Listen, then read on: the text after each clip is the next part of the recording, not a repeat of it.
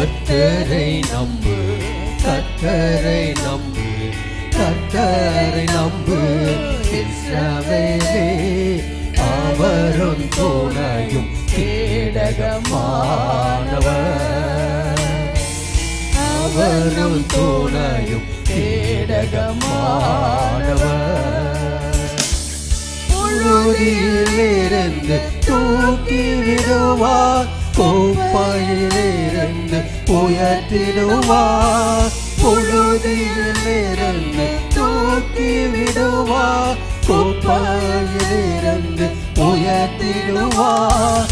பிரபுக்களோடும் ராஜாக்களோடும் உட்கார செய்பவர் உனக்கு உண்டு. பிரபுக்களோடும் ராஜாக்களோடும் உட்கார செய்பவர் உனக்கு உண்டு. இஸ்ரவேலே கர்த்தரை நம்பு, கர்த்தரை நம்பு, கர்த்தரை நம்பு இஸ்ரவேலே. அவரும் துணையும் கேடகமானவர், அவரும் துணையும் கேடகமானவர். கிறிஸ்துவுக்குள் பிரியமானவர்களே,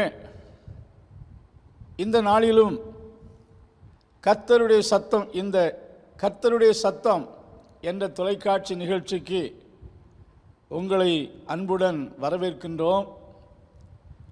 இந்த நாளிலும் வேதாகமத்தில் இருந்து ஒரு வசனத்தை பிரசங்கித்து உங்களுக்காக ஜெபிக்க விரும்புகிறோம். தேவனுடைய கணக்கிடுதல், God's accounts are God's calculation.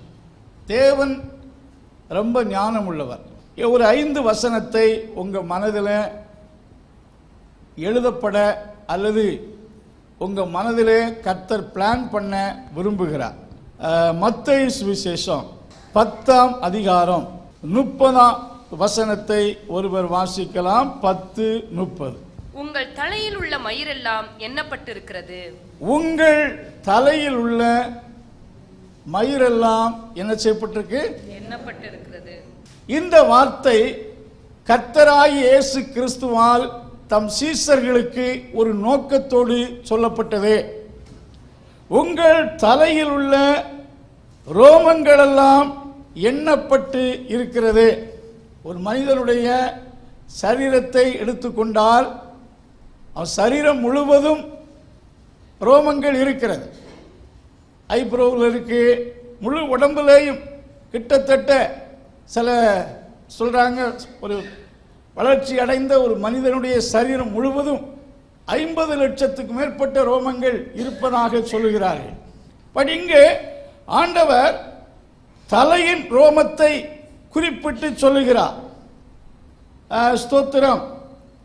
உங்கள் தலையில் உள்ள ரோமங்கள் எல்லாம் எண்ணப்பட்டிருக்கிறன்னு சொன்னால் ஒவ்வொரு தலையில் உள்ள ரோமங்களுக்கு numbered, the hairs of your head are numbered என்று சொல்லும்போது ஒவ்வொரு ரோமங்களுக்கும் ஒரு எண் கொடுக்கப்பட்டிருக்கிறது. மனித தலையில் சுமார் 1 லட்சத்திலிருந்து 1.5 லட்சம் வரைக்கும் இருக்கிறது என்று சொல்லி தோராயமாக சிலர் சொல்லுகிறாங்க. பட் அது தோராயமாக சொல்லப்பட்டாலும் இவைகளை எண்ணினவர் யார்?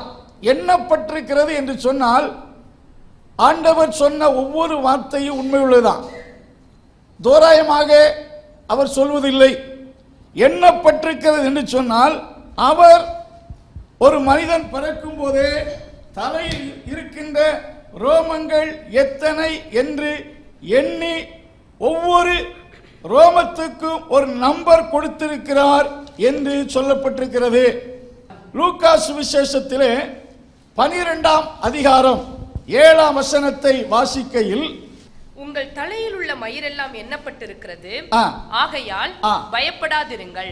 ஆகையால் இந்த கருத்தை ஆண்டவராய் இயேசு கிறிஸ்து சீஷர்கள் மத்தியில் போதிப்பதின் நோக்கம் ஆகையால் பயப்படாதிருக்கும்படிக்கு, பயத்தை அவர்களை விட்டு நீக்கும்படிக்கு இந்த கருத்தை ஆண்டவர் சொல்லுகிறார். தலையில் உள்ள ரோமங்கள் எண்ணப்பட்டு அதுக்கு நம்பர் கொடுக்கப்பட்டிருக்க உண்மைத்தான். பட் அது ஒரு நாளைக்கு 100லிருந்து 150 வரைக்கும் கீழே விழலாம். குளிக்கும் போது, தலை சீவும் போது எத்தனையோ ரோமங்கள் நம்முடைய சரீரத்தில், நம்முடைய தலையிலிருந்து விழுகிறது, முளைக்கிறது. அது அது பாட்டுக்கு நடக்கிறது. அது தேவனுடைய செயல். சிலருக்கு அதாவது இப்படி கூட எடுத்துக்கொள்ளலாம். ஸ்தோத்திரம், இது விழுகிறதும் முளைக்கிறதும் என்பது நம்முடைய தலையில் நடக்கக்கூடிய தேவனுடைய செயல். அதுக்காக ஏதோ ஆயிலாம் வாங்கி தடவினாத்தான் இருக்கும் என்றல்ல, அது தேவனுடைய காரியம். ஸோ அதில் நமக்கு ஒரு முக்கியத்துவம் இல்லாவிட்டால் இதனுடைய சாராம்சம் முக்கியம். எதுக்காக இந்த கருத்தை சொல்லுகிறார் என்றால், ஆண்டவர் இந்த கருத்தின் மூலம் சீசர்கள் மனதில் பயம் வரக்கூடாது, பயத்தை அகற்ற வேண்டும் என்ற கருத்தை, இந்த கருத்தை சொல்லிவிட்டு இயேசு குறிப்பிடுகிறார். இந்த மத்தேயு சுவிசேஷம் 10ஆம் அதிகாரத்தில் இயேசு சீசர்களை பல பகுதிகளுக்கு சுவிசேஷங்களாக அனுப்புகிறார். அப்பொழுது சுவிசேஷத்துக்கு எதிராளிகளை ஓநாய்களுக்கு ஒப்பிட்டு சொல்லுகிறார். அவர்களால் உங்களுக்கு உபத்திரம் வரலாம், உங்களை அவர்கள் அவமானப்படுத்தலாம், நிந்திக்கலாம், தூஷிக்கலாம், சிலவேளை காயப்படுத்தலாம், சிலவேளை உங்களை கொலை செய்யவும் செய்யலாம். ஆனாலும் அவர்களுக்கு என்ன செய்யாதீங்க, பயப்படாதிருங்கள். இந்த பயப்படாதிருங்கள் என்ற வார்த்தையை கிறிஸ்து இந்த இடத்திலே 3 முறை சொல்லப்பட்டிருக்கிறது, சொல்லியிருக்கிறார். 25ஆம் 26ஆம் வசனம் கர்த்தருக்கு மகிமை உண்டாவதாக, 28ஆம் வசனம் 31ஆம் வசனத்தில் fear not, this is emphasized here. இயேசு கிறிஸ்துவால் இந்த வார்த்தை அவர்களுக்கு மிகவும் அழுத்தி கூறப்பட்டிருக்கிறது.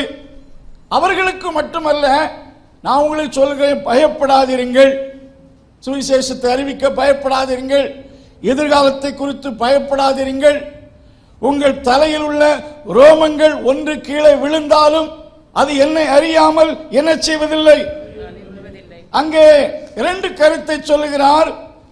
ஸ்தோத்திரம், ஒரு காசுக்கு 2 அடைக்கலான் குருவிகளை விற்கிறார் அல்லவா, ஆயினும் உங்கள் பிதாவின் சித்தம் இல்லாமல் அவைகள் என்ன செய்வதில்லை, ஒன்றாயிலும் தரையிலே விழுவது இல்லை என்று சொல்வதை பார்க்கிறோம்.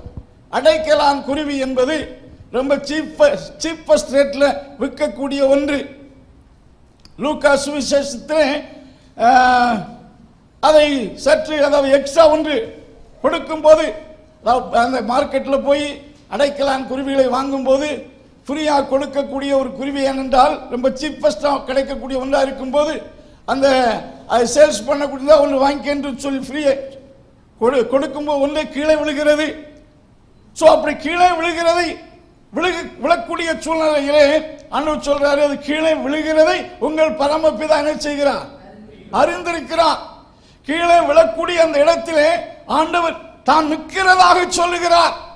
ஒருவேளை கேட்கலாம், அப்படி கீழே விழக்கூடிய அடைக்கலான் குருவி பறந்து போக செய்யக்கூடாத ஆண்டவர் நிற்கிறவர், அதை காப்பாற்றக்கூடாதா என்று ஒருவேளை மனசில் நம்முடைய அறிவில் தோன்றலாம். பட் அவன் அதை பணம் கொடுத்து வாங்கியிருக்கிறான். அது மனுஷனுடைய ஆகாரத்துக்காக படைக்கப்பட்டவைகள். வேதாகமத்திலே பரத்தில் இருந்து தேவனிடத்திலிருந்து தேவனுடைய ஜனத்துக்கு வரக்கூடிய ஒரு வார்த்தை எப்பொழுதுமே என்ன செய்யாதீங்க, எதற்கும் யாருக்கும் எந்த சூழ்நிலையிலும் என்ன செய்யாதீங்க, பயப்படாதிருங்கள். புதிய ஏற்பாட்டில் தேவனுடைய மெசஞ்சராக அனுப்பப்பட்ட ஏஞ்சல்ஸ்கள் அநேகரை சந்தித்தார்கள். ஏஞ்சல்ஸ்கள் மேய்ப்பர்களை சந்தித்த போது அவர்களுக்கு சொன்ன வார்த்தை என்ன, நீங்கள் பயப்படாதிருங்கள், உங்களுக்கு ஒரு இரட்சகர் என்ன செய்திருக்கிறார், பிறந்திருக்கிறார்.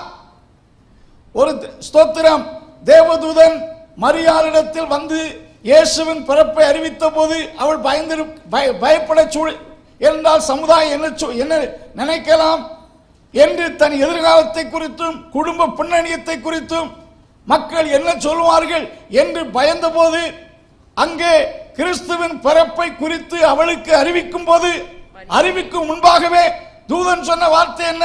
மரியாளை என்ன செய்யாதே, பயப்படாதே. எலிசபெத் வயதான காலத்தில் குழந்தை கற்பந்தரிக்கக்கூடிய சூழ்நிலையில் சகரியாவுக்கு சொன்ன வார்த்தையை நீங்கள் பார்க்கும்போது லூக்கா சுவிசேஷம் 1:13 சகரியாவை என்ன செய்யாதே, பயப்படாதே. Fear not, this is the voice of God. இந்த வார்த்தை புதிய ஏற்பாட்டில் மட்டுமல்ல, பழைய ஏற்பாட்டிலேயும் ஆண்டவர் தம்முடைய ஜனத்தை பார்த்து சொல்லுகிற வார்த்தை. ஏசாயா 41:13 வாசித்து பார்க்கையில், வாசிங்கள் 41:13. உன் தேவனாய் இருக்கிற கர்த்தராகிய நான் உன் வலது கையை பிடித்து, உன் தேவனாய் இருக்கிற கர்த்தராகிய நான் உன் வலது கரத்தை பிடித்து, பயப்படாதே, நான் உனக்கு துணை நிற்கிறேன் என்று சொல்லுகிறேன். நான் உனக்கு துணை. உன் சூழ்நிலை இருந்தாலும் உன் சூழ்நிலை குறித்தோ உன் எதிராளிகளை குறித்தோ எதை குறித்தோ நீ என்ன செய்யாத, பயப்படாதே, நான் உன் தேவன். சோ பயப்படாதே என்ற கருத்தை தம் ஜனத்தின் உள்ளத்தில் போதிப்பதற்காகத்தான் ஆண்டவர் சொல்கிறார், உங்கள் தலையில் உள்ள ரோமங்கள் எல்லாம் என்ன செய்யப்பட்டிருக்கு, என்ன செய்யப்பட்டு சொல்லுங்க, எண்ணப்பட்டு இருக்கிறது.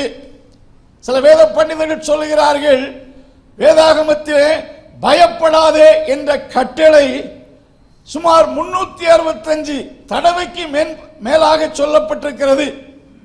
பயப்படாதே என்பது ஒரு வாக்குத்தத்தம் அல்ல, இட் இஸ் காட்ஸ் கமாண்ட்மெண்ட். அது தேவனுடைய கட்டளை. 365 தடவைக்கு மேல் ஆண்டவரால் வேதத்தில் இந்த வார்த்தை சொல்லப்பட்டிருப்பதாக வேத பண்டிதர்கள் கூறுகிறார்கள். அப்படி என்றால் ஒவ்வொரு நாளும் நாம் சந்திக்கிற சூழ்நிலைகள், ஒவ்வொரு நாளும் நம் வேலை ஸ்தலத்திலும் நம்முடைய குடும்ப நிலையிலும் சுற்றுச்சூழ்நிலையிலும் சந்திக்கிற சூழ்நிலை பயப்படுவதற்கு ஏதுவாக இருக்கக்கூடும். சாத்தானுக்கு ஒரு பெயர் பயத்தின் ஆவி. ஏதோ ஒரு சூழ்நிலை கொடுத்து நமக்கு பயத்தை உண்டாக்குவான். ஆண்டவர் உங்கள் தலையில் உள்ள ரோமங்கள் எல்லாம் எண்ணப்பட்டிருக்கிறது. ஆகையால் நீங்கள் உங்களுக்கு எதிராக இருக்கிறவர்களை குறித்தும் யாரை குறித்தும் என்ன செய்யாதீங்க, பயப்படாதீர்கள். தாவீது ஸ்தோத்திர அடிக்கடி சொல்லக்கூடிய வார்த்தை, நான் கர்த்தர் என் 27ஆம் சங்கீதம் 1-3 வரைக்கும் வாசித்து பார்ப்பீர்கள் என்றால் 27:1 கர்த்தர் என் வெளிச்சமும் என் இரட்சிப்புமானவர், கர்த்தர் என் இரட்சிப்புமானவர், யாருக்கு பயப்படுவேன், கர்த்தர் என் ஜீவனின் பலனானவர், கர்த்தர் என் ஜீவனின் பலனானவர், யாருக்கு அஞ்சுவேன், கர்த்தர் என் வெளிச்சமும் இரட்சிப்புமானவர், அவர் என் ஜீவனின் பலனானவர், யாருக்கு அஞ்சுவேன், யாருக்கு பயப்படுவேன். எனக்கு எதிராக ஒரு பெரிய யுத்தம் வந்தாலும் நான் என்ன செய்ய மாட்டேன், பயப்பட மாட்டேன் என்று கூறுகிறார். வேதாகமத்திலே மத்திய வசனம், இந்த முழு வேதாகமத்திலே சென்டர் வேர்ட் என்று வேத பண்டிதர்களால் குறிக்கப்படக்கூடிய வார்த்தை 118ஆம் சங்கீதம் 6ஆம் வசனம் என்று கூறுகிறார்கள். 118ஆம் சங்கீதம் தான் மிடில் சாப்டர் இந்த பைபிள் என்று சொல்லுகிறார்கள். ஒருவேளை அவர்கள் சொல்லுகிறது போல 6ஆம் வசனமே சென்டர் வேர்டாக இருக்கும் என்றால், கர்த்தர் என் பட்சத்தில் இருக்கிறார், கர்த்தர் என் பட்சத்தில் இருக்கிறார், நான் பயப்படேன், நான் என்ன செய்யேன், பயப்படேன். பயம் என்பது ஒரு வேதனையான உணர்வு. பயம் வேதனைக்குரியது என்பதை வாசிக்கிறோம். நாம பயந்ததினால ஒரு காரியம் நமக்கு சாதகமாக நடப்பதில்லை, பாதகமாக வேணால் நடக்கலாம். யோபு சொல்லுகிறார், நான் பயந்தது எனக்கு என்ன செய்தது. சிலருக்கு ரொம்ப பயம். நாம எதற்குமே யாருக்குமே சூழ்நிலையை கண்டோ எதிர்காலத்தை குறித்தோ எதை குறித்தோ கவலைப்படக்கூடாது. ஆண்டவர் நமக்கு துணையும் கேடகமாய் இருக்கிறார். ஒருவர் சொல்லுகிறார், the person who fear to God alone need never fear any man or any group of men. ஆண்டவருக்கு உண்மையாய் பயந்தால் எந்த மனுஷனுக்கும் மனுஷனுடைய எந்த குரூப்புக்கும் பயப்பட வேண்டிய அவசியம் நேரிடாது. The fear of God cancel all unnecessary fear.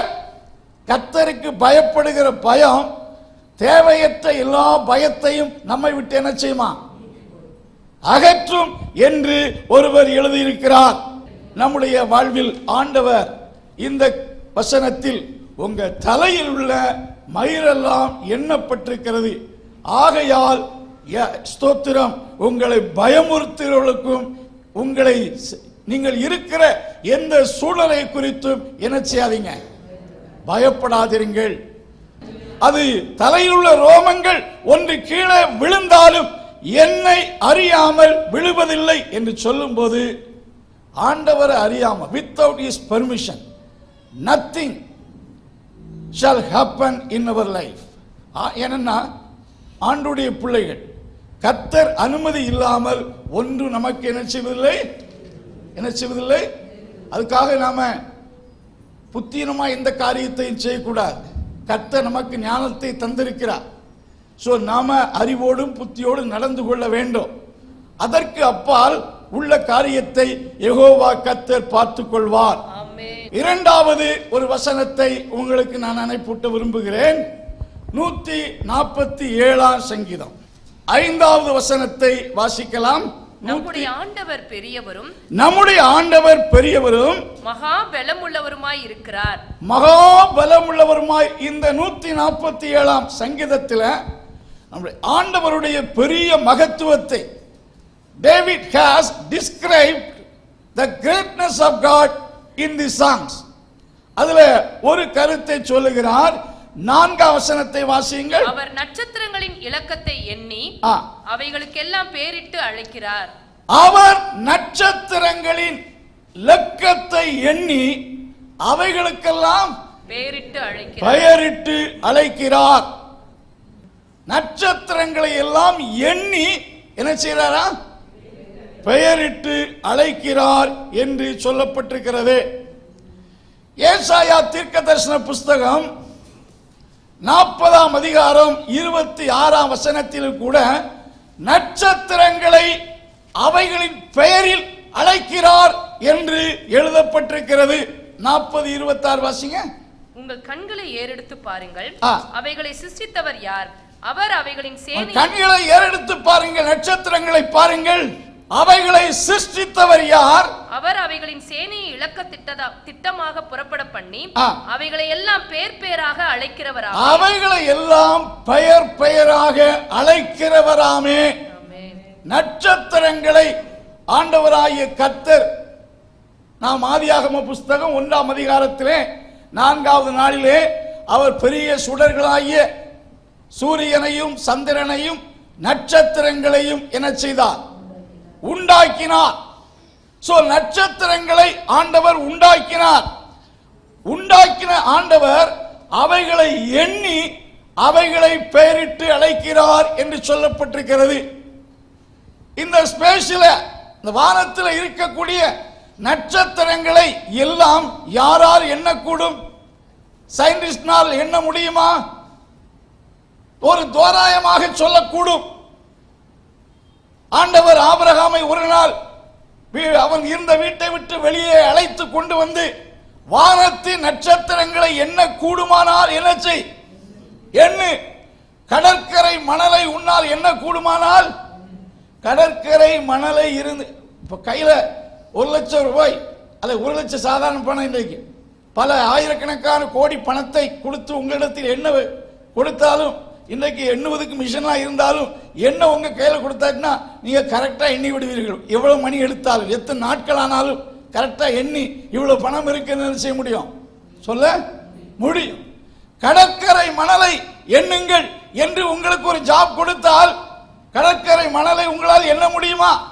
உலகத்தில் இருக்கிற எந்த மனிதனாலும் எண்ண முடியுமா? முடியாது. வானத்தின் நட்சத்திரங்களை உன்னால் எண்ண கூடுமானால் எண்ணு என்று ஆபிரகாமிடத்தில் சொன்னார். ஆபிரகாமால் என்ன செய்ய முடியல.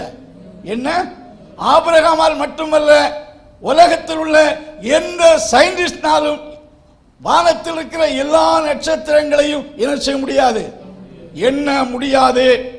The astronomers claim there are 40 sextillion star in the space.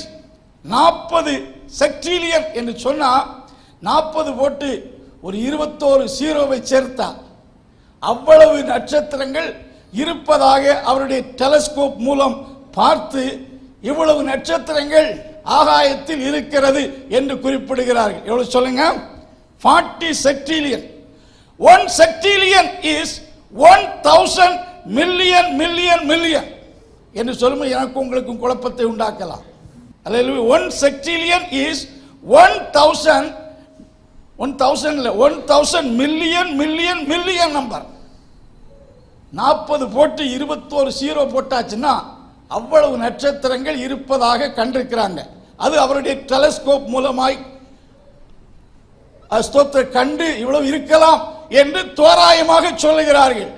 பூமியில இருக்கக்கூடிய ஜனத்தொகையை விட ஆண்டவர் ஆகாயத்தில் வைத்திருக்கிற நட்சத்திரங்களின் இலக்கம் பல கோடி மடங்கு அதிகமானது.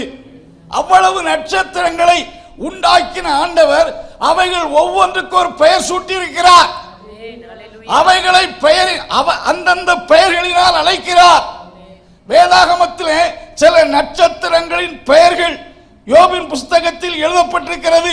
மிருக சிறிதம், அருமீன், இப்படிப்பட்ட சில நட்சத்திரங்களின் பெயர்கள் ஸ்தோத்திரம் வேதத்தில் சொல்லப்பட்டிருக்கிறது. இந்த நட்சத்திரங்களின் பெயர்களை எல்லாம் எழுத வேண்டும் என்றால் ஒருவர் இவ்விதமாக சொல்லுகிறார். கர்த்தருக்கு ஸ்தோத்திரம். இந்த இவ்வளவு நட்சத்திரங்கள், அதாவது இந்த விஞ்ஞானிகள் இந்த அஸ்ட்ரோனமர்ஸ் சொல்லக்கூடிய இந்த 40 செக்டிலியன் சொல்லி ஸ்டாருக்கு இப்போ வேதத்தில் சொல்லப்பட்ட ஒவ்வொரு பெயர் எழுத வேண்டும் என்றால் கிட்டத்தட்ட அதற்கு 80 குவாட்ரிலியன் வெப்ஸ்டர், அதாவது இந்த வெப்ஸ்டர் டிக்ஷனரி என்று சொன்னால் 5 லட்சம் ஆங்கில வார்த்தைகள் உடைய ஒரு பெரிய அகராதி. இவ்வளவு பெரிய புத்தகம், அதில் 5 லட்சம் ஆங்கில வார்த்தைகளும் அகராதி. இப்படிப்பட்ட புஸ்தகங்கள், இப்படிப்பட்ட அகராதியை போன்ற, அதாவது 5 லட்சம் ஆங்கில வார்த்தைகள் உள்ள அந்த வெப்ஸ்டர் அந்த டிக்ஷனரியை போல கிட்டத்தட்ட 80 குவாட்ரிலியன் என்று சொன்னாச்சுன்னா ஸ்தோத்திரம் 80 போட்டு 15 ஜீரோ. ஒரு குவாட்ரிலியன் என்பது 10 கோடி அல்ல, 10 கோடி என்பது ஒரு கோட்டி. அப்ப 80 என்று சொல்லும்போது அவ்வளவு பெரிய அவ்வளவு புஸ்தகம் இருந்தால் தான் அவர்கள் பெயரெல்லாம் என்ன செய்ய முடியுமா, எழுத முடியுமா? ஆண்டவர் ஒவ்வொன்றையும் பெயர் சொல்லி அழைக்கிறார். He has known the exact number of them. ஏனென்றால் he is the maker of them. அவர் அவைகளை உண்டாக்கின. ஆகையினாலே இந்த ஆகாயத்தில் எத்தனை நட்சத்திரங்கள் மின்னிக் கொண்டிருக்கிறது என்று அவருக்கு எக்ஸாக்டாக சொல்ல முடியும். எக்ஸாக்டாக பெயர்ண்டா அவர்தான் ப்ரொடியூசர், அவர்தான் மேக்கர். அவர் அவைகளுக்கு பெயரிட்டு அழைக்கிறார். அவைகள் எத்தனை இருக்கிறது என்பதை அவரால் சொல்ல முடியும். ஏனென்றால் அவர்தான் அதனுடைய அதை உண்டாக்கினவர். இந்த சத்தியத்தின் மூலம் இப்ப ஒரு கார் கம்பெனி எடுத்துக்கொள்ளுங்க. நிறைய கார், இப்ப மாருதி கார் என்று சொன்னால் பல டைப் ஆஃப் கார் இருக்கிறது. அது இந்தியாவில் ஓடுது, இலங்கையில் ஓடுது, நேபாளில் ஓடுது. இந்தியா முழுவதும் எவ்வளவு ரிஜிஸ்ட்ரேஷன் நம்பர் வைத்து இவ்வளவு இருக்கிறது கண்டுபிடிக்கலாம் ரிஜிஸ்ட்ரேஷன் நம்பரை வைத்து. ஆனாலும் அந்த ப்ரொடியூசர் கம்பெனியில இதுவரைக்கும் எத்தனை கார் ரிலீஸ் பண்ணியிருக்கிறோம், ப்ரொடக்ட் பண்ணியிருக்கிறோம், இலங்கைக்கு எவ்வளவு சேல்ஸ் பண்ணியிருக்கிறோம், நேபாளுக்கு எவ்வளவு வித்திருக்கிறோம் என்ற கணக்கு அந்த கம்பெனிக்கு என்ன செய்யும் தெரியும். அவர்களுக்கு அந்த சீரியல் நம்பர் பிரகாரம் இத்தனை கார்களை நாங்கள் ப்ரொடியூஸ் பண்ணியிருக்கிறோம். ஏனென்றால் அவர்கள் ப்ரொடியூசர். நம் ஆண்டவருக்கு இந்த ஆகாயத்தில் எத்தனை நட்சத்திரங்கள் அவைகள் ஒவ்வொன்றையும் பெயர் சொல்லி அழைக்கிறார் என்றால் இந்த வார்த்தையின் மூலம் தாவீது எதை சொல்ல வருகிறார் என்று சொன்னால் தேவனுடைய மகத்துவத்தை, Through this statement, David has described the greatness of God. இது மட்டுமல்ல, தொடர்ந்து அவருடைய மகத்தான செயல்களை குறித்து குறிப்பிடுகிறார். உலகத்தில் மக்கள் சூரியனையும் சந்திரனையும் நட்சத்திரங்களையும் வணங்கலாம். தேவனுடைய படைப்புகளை மக்கள் நோக்கி பார்க்கிறார்கள். படைத்தவரை மக்கள் ஆராதிக்கவில்லை. அருமையான தேவனுடைய பிள்ளைகளே, ஆண்டவர் அவ்வளவு பெரிய தேவனாயிருக்கிறார். இவைகளெல்லாம் படைத்த ஆகையால் தான் தாவீதுக்கு தேவனை குறித்த ஒரு பெரிய அறிவு இருந்தது. கர்த்தருக்கு மகிமை உண்டாவதாக. தாவீது அடிக்கடி சொல்லும் போது தன்னுடைய தேவனை குறித்து எல்லா தேவர்களுக்கும் மேலானவர், அவர் 90 சங்கீதத்தில் அடிக்கடி சொல்லும் போது 95:3 வாசிங்க. கர்த்தரே மகா தேவனும் எல்லா தேவர்களுக்கும் மகாராஜனுமாய் இருக்கிறார். பூமியின் ஆழங்கள் அவர் கையில் இருக்கிறது, பர்வதங்களின் உயரங்களும் அவருடையவைகள். Price God. இங்க வசனத்தில் வாசிக்கிறோம், கர்த்தரே மகா தேவனும் எல்லா தேவர்களுக்கு மகாராஜனுமாய் இருக்கிறார். மற்ற தேவர்களோடு ஒப்பிட்டு நம்முடைய தேவன் எல்லா தேவர்களுக்கும் மேலானவர் என்பதை அவர் விவரித்து சொல்வதை பார்க்கிறோம். நம்முடைய தேவன் மகத்துவமானவர், அவருடைய ஸ்தோத்திரம் வல்லமை ஆகையால் தான் அவருக்கு சர்வ வல்லமை உள்ள தேவன். ஸோ நம்ம தேவனுடைய பெரிய மகத்துவத்தை உணர்ந்து கர்த்தரை ஆராதிக்கணும். இவ்வளவு பெரிய தேவன் நம்முடைய தேவனாய் இருப்பது நமக்கு கிடைத்திருக்கிற பெரிய சிலாக்கியம் அல்லவா? அநேக மக்கள் தங்கள் தேவனை தொழுது கொண்டாலும் அவருடைய மகத்துவத்தை குறித்து அறியாத மக்களாயிருக்கிறார்கள். ஆகையால் தான் இந்த தேவனை தெய்வமாய் கொண்ட ஜனம், நட்சத்திரங்களையே பெயர் சொல்லி அழைக்கிற ஆண்டவர் உங்களை அறியாரா? உங்களை தம் கரத்தில் வைத்திருக்கிறார். இவ்வளவு பெரிய தேவனை ஆராதிக்கும் சிலாக்கியத்தை நாம் பெற்றிருக்கிறோம். அல்லேலூயா, அல்லேலூயா. தேவன் மகா பெரியவர், அவர் நம்முடைய தேவன். தேவன் நம் பட்சத்தில் இருக்கும் போது நாம் பயப்பட மாட்டோம். தாவீது அதை உணர்ந்தார். சவுலுக்கு அவர் பயப்படவில்லை, சூழ்நிலைக்கு அவர் பயப்படவில்லை. தங்கள் தேவனை அறிந்த ஜனங்கள் திடன் கொண்டு அதற்கேற்றபடி செய்வார்கள் என்று தானியேலில் சொல்லப்பட்டிருக்கிறது. நட்சத்திரங்களை உண்டாக்கி அவைகளை பெயர் சொல்லி அழைக்கிற ஆண்டவர் உங்களுடைய தேவன், நம்முடைய தேவன். அவர் பெரியவர். அவரை ஆராதிக்கையிலும் அவரை நோக்கி ஜெபிக்கையிலும் நமக்கு இந்த உணர்வு வர வேண்டும். நாம் ஒரு சாதாரண தெய்வத்தை வழிபடவில்லை. உலகத்திலே உன்னதமான உயர்ந்த சிறந்த எல்லா ஜாதிகளுடைய தேவர்களை விட உயர்ந்தவரையும் வல்லவரையும் சேவிக்கிற நீங்களும் நானும் யார் சொல்லுங்க? பாக்கியவான்கள்.